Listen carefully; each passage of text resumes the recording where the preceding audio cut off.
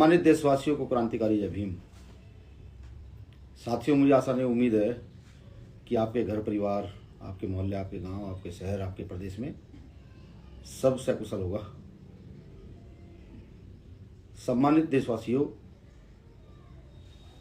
आज का लाइव एक विशेष लाइव है, क्योंकि भीम आर्मी भारत एकता मिशन व आजाद समाज पार्टी काशीराम के कार्यकर्ता अब काम में बहुत तेजी से आगे की ओर बढ़ रहे हैं, तो ज़्यादा लाइव आने का समय नहीं लग पाता है। लेकिन कल जो घटना घटित हुई है वो बेहद चिंताजनक और निंदनीय है। लगातार छोटी छोटी बच्चियों के रेप, लगातार अपराधों का रोका जाना, लगातार हत्याएं, आज मध्य प्रदेश में, आज यूपी में, आज राजस्थान में, आज बिहार में, आज छत्तीसगढ़, झारखंड, उड़ीसा में ये लगातार चल रहा है। और अगर पीड़ित परिवारों को ढांढस बांधने या उनको ये शक्ति महसूस कराने जाते हैं तो सरकार को बड़ी परेशानी होती है।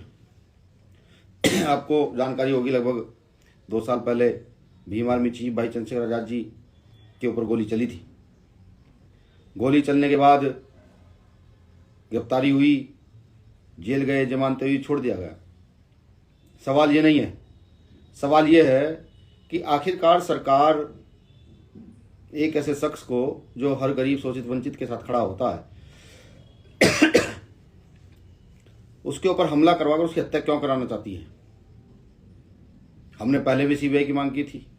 जिस प्रकार से कल मथुरा में भाई चंद्रशेखर आजाद पीड़ित बहनों से, पीड़ित परिवार से मिलने गए और बीच रास्ते में पर ही जिस प्रकार पत्थरबाजी हुई, लगातार हथियार लहराए गए पुलिस प्रशासन की मौजूदगी में, ये निंदनीय है।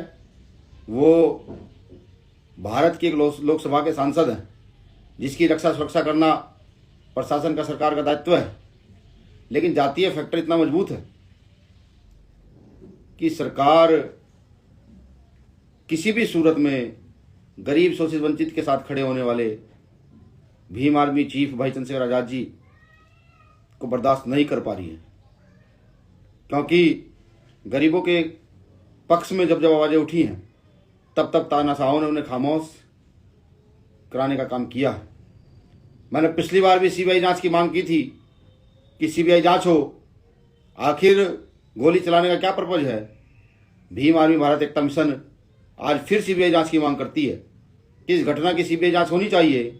जब पुलिस को पता था, प्रशासन को पता था कि माननीय सांसद महोदय क्षेत्र में आएंगे, तो उन्होंने ऐसे लोगों को चिन्हित क्यों नहीं किया जिन्होंने वहां दंगा करने का काम किया, जिससे एक बड़ी घटना भी घट सकती थी।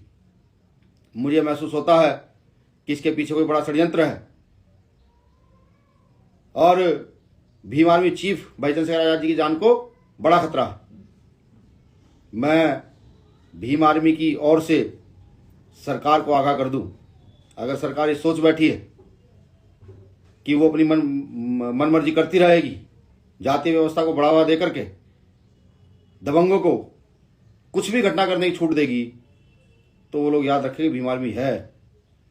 मैं भीम आर्मी के तमाम साथियों से, तमाम बहुजनवादियों से, तमाम संविधानवादियों से ये कहना चाहता हूं कि इस घटना को हल्के में लेना मुझे लगता है गलत।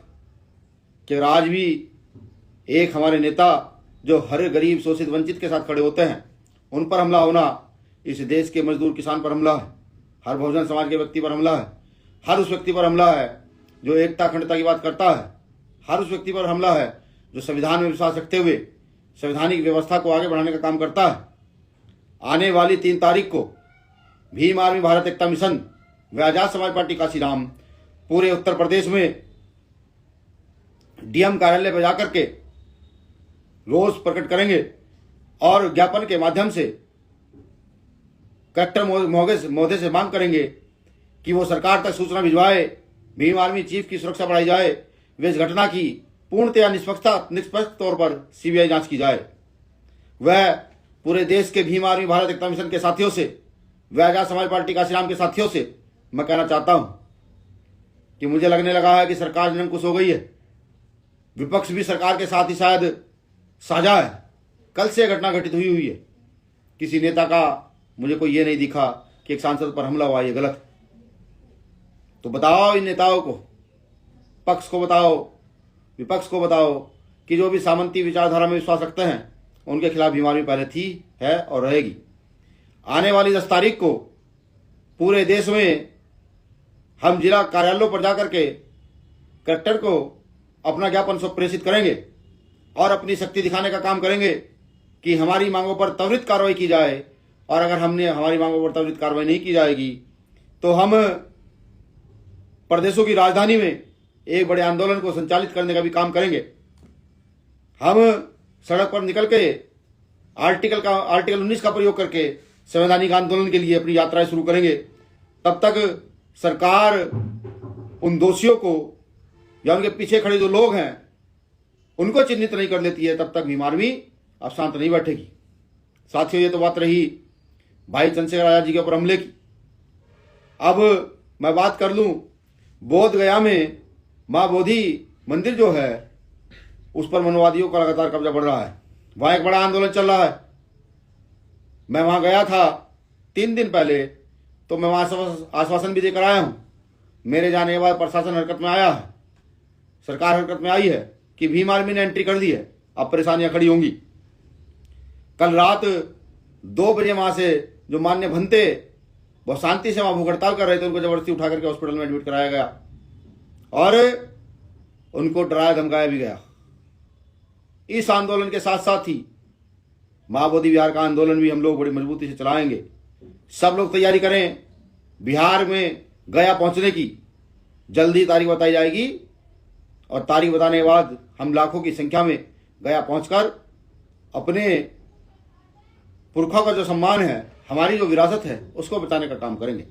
मैं तारीख दोबारा से बता दूं कि परसों यानी कि 3 तारीख को, आने वाली 3 तारीख को उत्तर प्रदेश के सभी जिला कार्यालयों पर, कलेक्टर कार्यालयों पर भीम आर्मी भारत एकता मिशन व आजाद समाज पार्टी काशीराम सामूहिक तौर पर अपना ज्ञापन प्रेषित करेगी, अपना रोष प्रकट करेगी, बिल्कुल संवैधानिक दायरे में। और आने वाली 10 तारीख को भीम आर्मी भारत एकता मिशन व आजाद समाज पार्टी काशीराम और हमारी सारी यूनिटें पूरे देश में एक दिन कलेक्टर कार्यालय पर जाकर के अपना रोष प्रकट करने का काम करेंगी, जिससे हम सरकार को ये बता सकें कि हम तुम्हारी इस व्यवस्था से डरते नहीं हैं। सबसे बड़ा सवाल यह है कि वो कौन लोग हैं जो भाई चंद्रशेखर आजाद जी की हत्या करना चाहते हैं। लगातार उन पर जिस प्रकार के हमले हो रहे हैं, ये निंदनीय है। ये भीम आर्मी बिल्कुल बर्दाश्त नहीं करेगी। या तो सरकार अपने लॉ एंड ऑर्डर को सुधारे, वरना हम सड़क पर निकल करके संवैधानिक दायरे में सड़कों पर बैठने का काम करेंगे अगर हमारी मांगों को नहीं माना जाता। शुक्रिया। जय भीम, जय भारत, जय संविधान। भीम आर्मी जिंदाबाद, आजाद समाज पार्टी जिंदाबाद, भाई चंद्रशेखर आजाद जिंदाबाद।